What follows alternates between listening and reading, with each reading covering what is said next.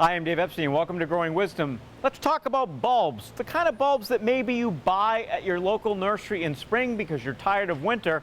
And then the question is, what do you do with them?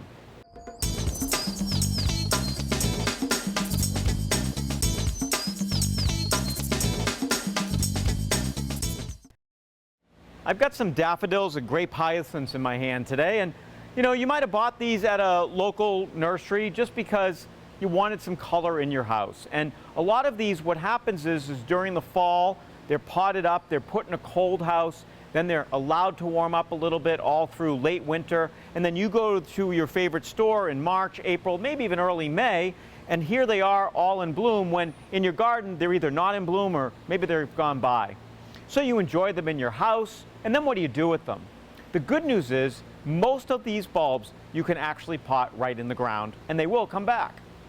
If you take a look at when you're buying them, one of the things I recommend is buy bulbs that look healthy. Also try to buy bulbs where you see some of the buds not opened up yet. You don't want to buy the one that everything's opened up. It won't last nearly as long. So notice here on this particular plant we've got some of these buds which have yet to open and others which are already open. That's great. This will give you a couple of weeks at least of flowers.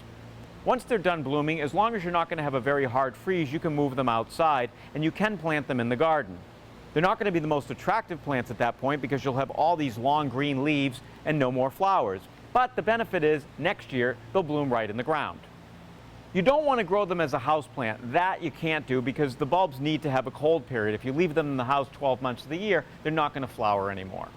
Plant them in the ground about as deep as you see them in the pot. So notice here, as I take it out of the pot, you can see the bulb, you can see the roots. We don't want to bury this any deeper than it is in the pot. That will encourage the plant to grow at its healthiest. Certain bulbs depend on more sunshine than others to get a lot of blooms. In a general sense, a day with partial sunshine should be pretty good. If you're planting your bulbs in deep shade, they generally won't flower as well. The only caveat here is if you buy a bulb that isn't hardy, say something like paper whites, and plant them in the ground, the bulbs will rot. Those types of bulbs you need to enjoy inside and then discard.